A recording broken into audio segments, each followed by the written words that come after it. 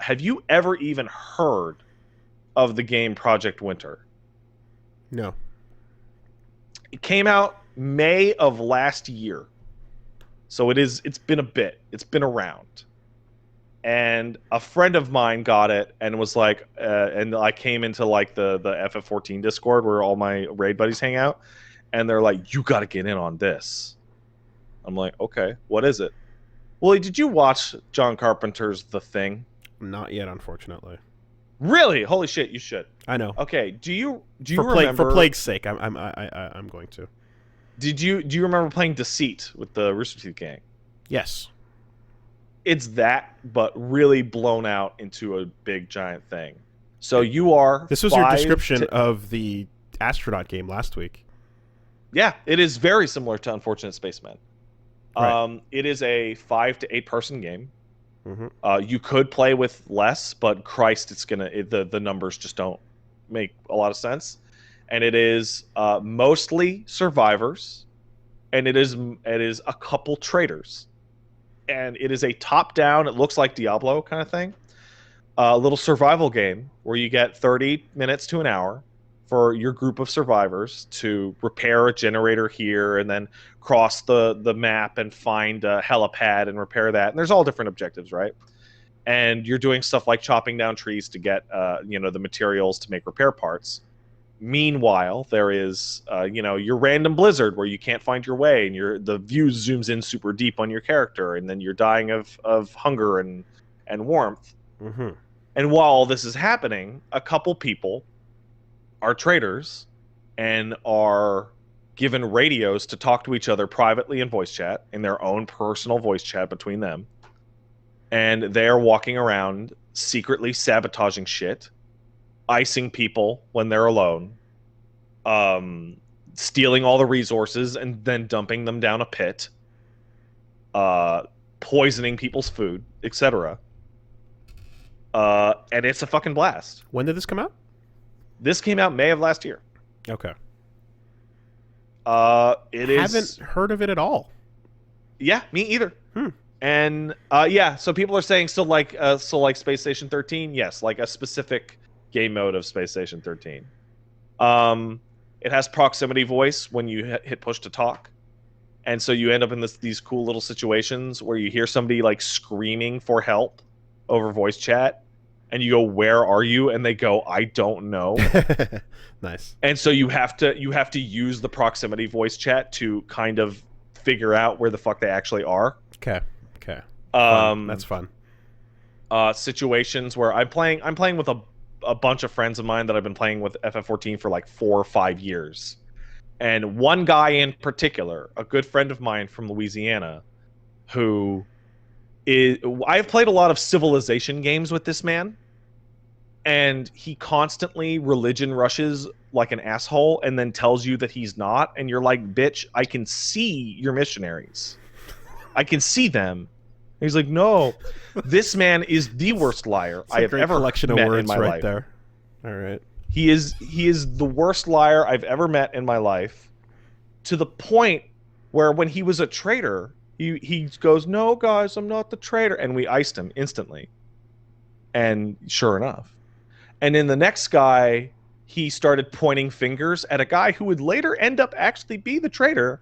And we're like, "Oh, you're doing that shit again." And we iced him immediately. And he was not the traitor. He was just unfortunate that we always think he's lying. Mm-hmm. And there's a real like paranoid turn on your friends element to it. It's great. It's great. It's just great.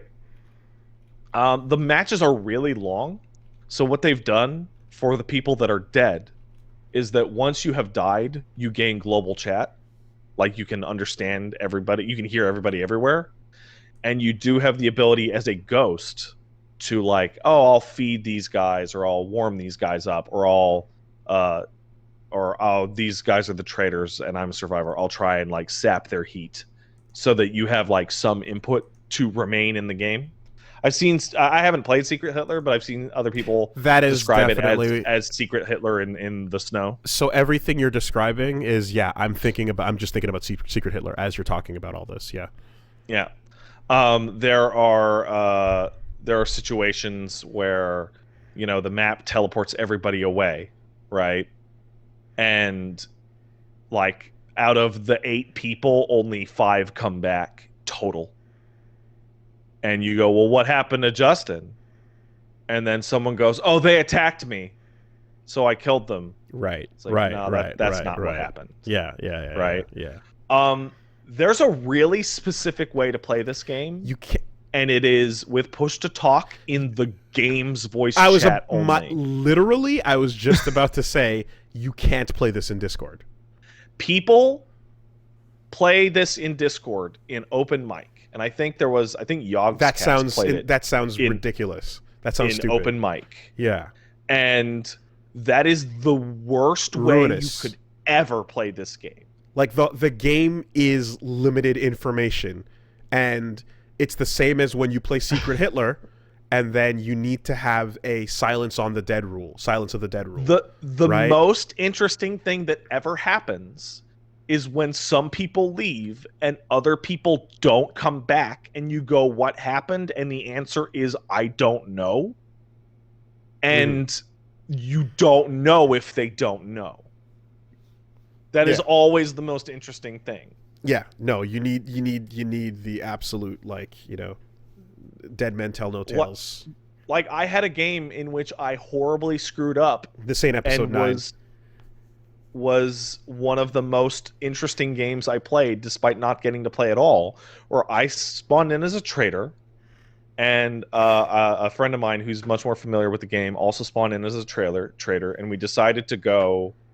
He calls it, you can play 2 sheep, 2 wolves, or 1 sheep, 1 wolf, right? Which is one person fucks off and just grabs a bunch of resources to mine everything, and one person stays behind and pretends to be helpful, but is actually sabotaging the whole time. And the instant I walked out of line of sight, I got killed by a bear. And I got killed by a bear at some ass end of the map that no one would ever find me. And so I'm dead, and I can't affect almost anything, and I can only just watch for the remainder of the 40 minutes that these guys are going. So there are threats besides the traders. Oh, yeah, no. Cold, food, animals, time. Yeah, okay, so that makes it complicated then. Yeah, okay, right? Fair. It's very easy to actually just lose your way and to die. Right. And then people assume you got killed, but you didn't. You died. And nothing happened. Right? You just fucked up. And then you can't tell anybody anything. That sounds good. So my friend goes for a play, and at the 35-minute mark gets killed. And now both traders are dead, and the survivors have the full squad of 5 and have 35 minutes to complete an objective, which is, with this situation, kind of easy, right? And I get to sit in voice chat listening to all of them talk for almost half hour, hearing them worry about where I am and whether or not I have damaged things that they've already repaired, and whether or not I'm sneaking in to steal things from them. And I'm like, I'm a corpse at the ass end of the map, and they're all freaking out as to whether or not I'm behind them with a gun. And then they fucking finally win, and I go, "Oh my god, Pat, what were you doing?" And I go, "Nothing. I was dead the whole game." And it was still an enjoyable experience for everybody. The art style of this game, we need a word for this, like rhyme, devolver gamey style. I tend to call it like almost untextured. There's a couple of these now. Yeah. It looks super flat. It's definitely flat. It is somewhat, it is like flat shaded, Yeah. Low poly, but like high, but still crisp, high res, low poly. Like, there needs to be an exact term for this that I don't know what to call it. It's also like, it's one of those games that it's secretly been out for a while, so it has like it's polished. It has a DLC out that's basically a zombie mode where there's one trader and you're slowly turning other people into traders. Stuff like that. And on top of all that shit, there's a role system So there's traitor and you have survivor, right? But you also have, oh, this guy's a medic or this guy's a scientist and shit like that.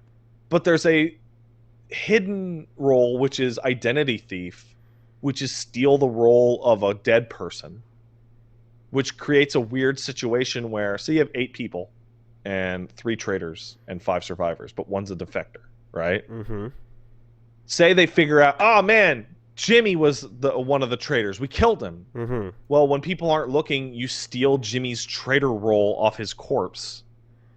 And now you're back up to 3 traitors. But you were not a traitor. You were not a traitor initially. You basically are supposed to wait out the game and then steal an identity off a corpse that you think will be the one that wins the game. Okay, so yeah, so betray if you want to type of stuff. So I had a situation where I thought we had it in the bag. I thought like I was a defector and we were all like the survivors were crushing it. I'm like, I got this. So when me and my pal Justin were alone, I tried to kill him to take the survivor role, and then I was going to blame it on a bear.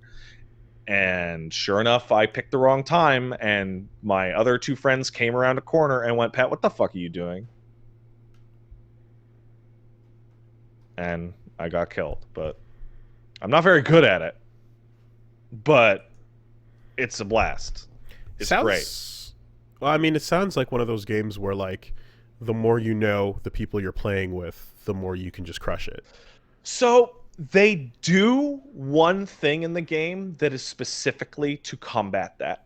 And it is something that Unfortunate Spaceman also does. If you're playing with people that you know, no amount of obfuscation is going to hide my voice or your voice, right? We're going to know. But if you're playing with randoms, you don't just have the ability to kill people. You have the ability to take their Steam name and their character's appearance. And if it's people that you don't know, yeah, you can totally pass it off like, no, I was totally Billy. Voice-wise, I was Billy the whole time. Yeah. But I mean, if you hear someone talk and then clearly someone else comes in and then it's not them. Like I'm playing with an old friend of mine named Stride, and it's like I would like the idea that I would not know who that guy is. Like if Stryden walks in with Justin's body on, I'm like, dude, come on. Yeah. Right? There's no. The other thing, if anybody does pick this game up and play it, there is the option for proximity voice. Sorry, for voice activation, like Discord. Instead of push to talk. Don't use it. Oh my God, don't use it. Because what happens is if an ambient noise, like, your cat or, fan trips your microphone, when you see somebody talking, like when you hear somebody talking, it shows X is talking in the bottom left. Mm-hmm. And if you have a fan on, you can find out, oh, dude, that dude's around. He's like near me. I mean, they can see on their screen when sound is being output, though, right? Yeah. So, yeah, you should. Be able to... No, you don't. You don't see on your screen. You don't see your sensitivity.